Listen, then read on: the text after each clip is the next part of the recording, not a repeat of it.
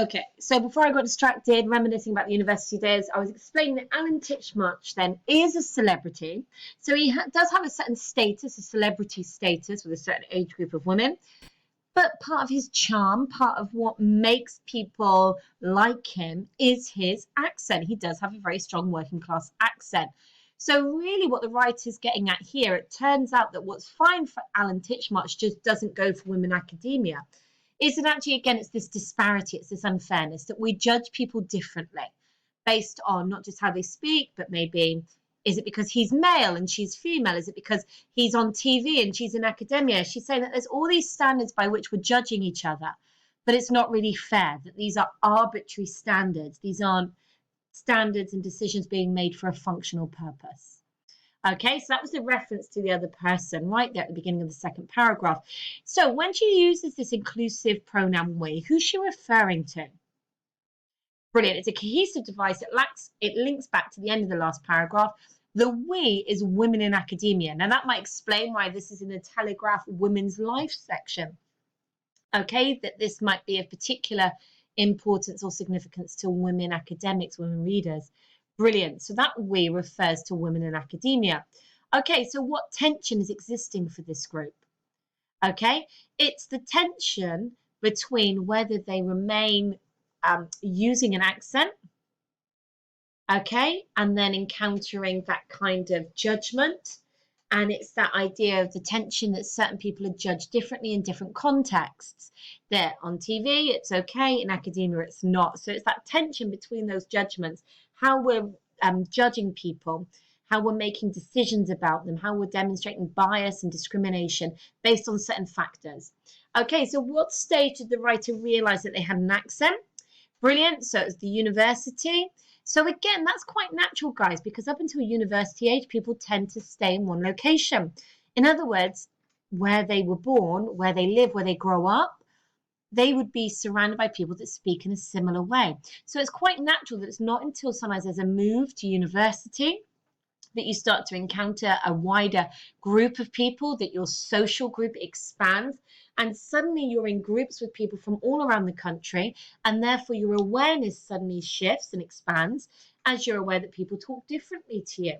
Okay, so she realizes that she had an accent in university. So that move away from home, away from her familiar friends, family, people that was sounded and spoken like her. How did they respond when people laughed at them?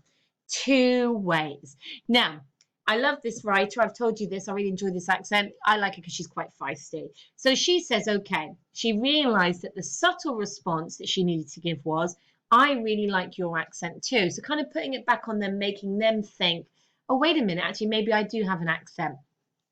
As opposed to the other response she had at first.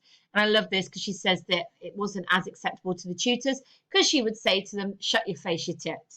Now, this is a lovely loop back to our opening headline, shut your face. Now, tit being used here as a derogatory kind of insult. So reminding us that this issue does anger her. There's like that righteous anger in her that this isn't fair. And she's going to let you know it's not fair, that you're judging her, laughing at her, mocking her. She's not going to put up with it. Okay, so that's what's happening at this stage. Okay, so we're just going to look and move across to the next paragraph. Okay, so here we go. It turns out that very few people like to think they have a discernible accent and instead believe they speak in a neutral voice, one that doesn't betray the region in which they grew up, or, more to the point, the socio-economic status of the region in which they grew up. Because that's what it's really all about, isn't it? I frequently hear friends, students, colleagues, teachers and parents talk about rough or common accents, or correcting school kids out of their accents because it sounds ignorant and it's not proper English. Okay, so in the opening sentence, can you look at this again for me when we pause in a minute and make a decision? Is it simple, compound or complex? And can you give me a reason for your choice? Okay, now it then says the appositive. Now this is a noun that renames another noun. So the phrase we're thinking about is one that doesn't betray the region in which they grew up. So this is renaming the idea of a neutral voice. Okay, one that doesn't betray the region in which you grew up. What does that suggest? Why does it suggest some people adopt a neutral accent? So what might be the reason? How would you copy and complete that statement? Okay. This suggests some people adopt a neutral accent in order to. Okay. So the next one here says the appositive, the socioeconomic status of the region in which they grew up suggests some people adopt a neutral accent in order to. So there's two potential reasons suggested in this paragraph about why people adopt a neutral RP accent. Okay, so in other words, they adapt the way they speak to move away from the stigma maybe of a non-standard accent. So you're going to copy and complete those ones. And then finally, which adjectives are used to represent accents in a negative way? So what adjectives are being used in this paragraph that present accents in a negative way? So just pause, complete your responses, and then we'll come back together and share.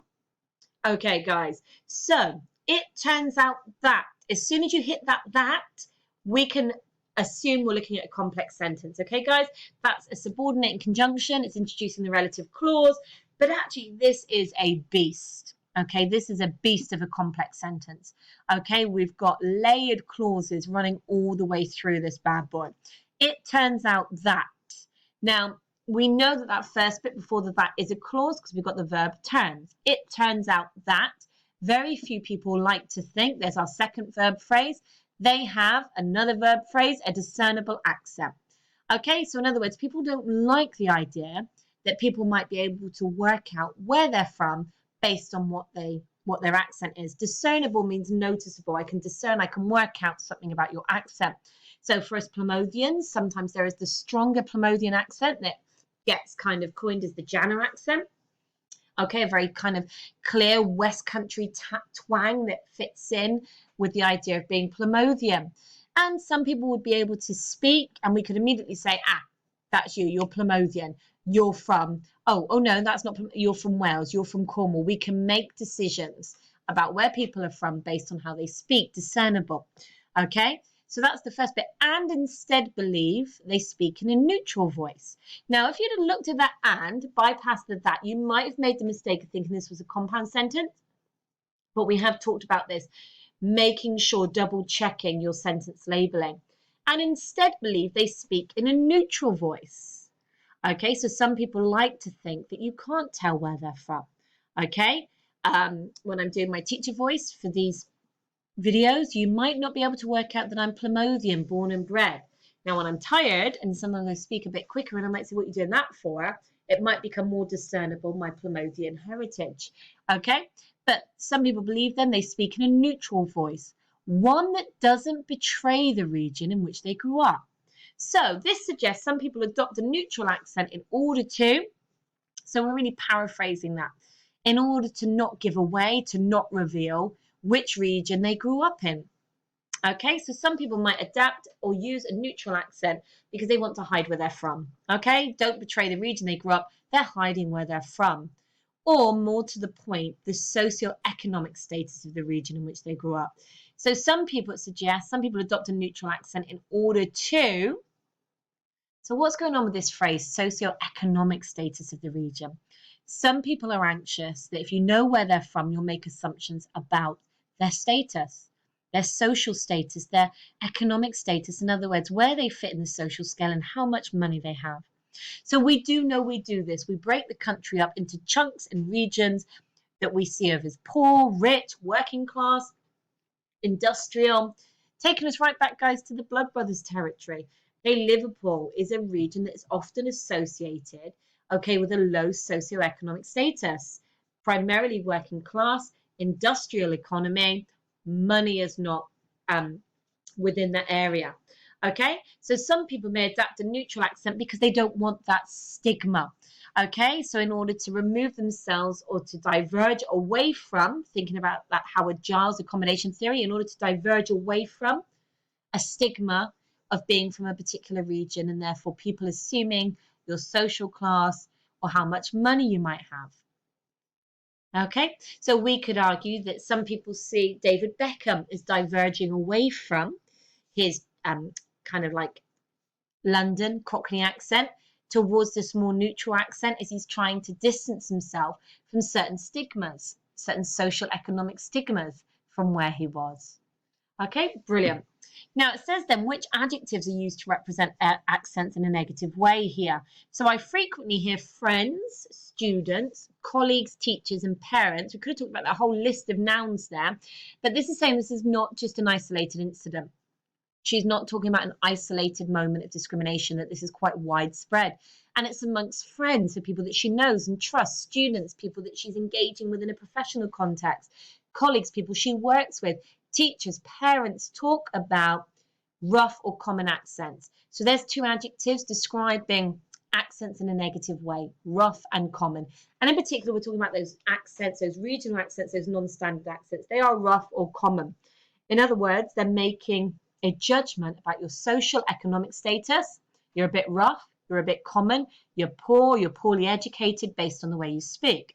Now, guys, you could have looked at the next sentence as well and drawn down some adjectives from here, or correcting school kids out of their accents because it sounds ignorant and it's not proper English. So how else are accents being represented negatively? Well, they're being associated with ignorance, okay? Being unintelligent, lacking intelligence, and not proper. So a synonym for not proper, incorrect. So these are all negative adjectives which remind us that there is a negative mindset, a negative perception about accents, which is so prevalent. Now, this writer, Dr. Katie Edwards, is starting from a personal experience of that bias, of that negative judgment being levelled at her. Okay, now she's saying it's widespread, it's happening across the country, it's happening in different contexts, but it's out there and it's wrong, it's a problem. Okay, guys, so we're going to finish looking at the article in our next lesson, but thank you for working with me today, and I hope you've got your answers down.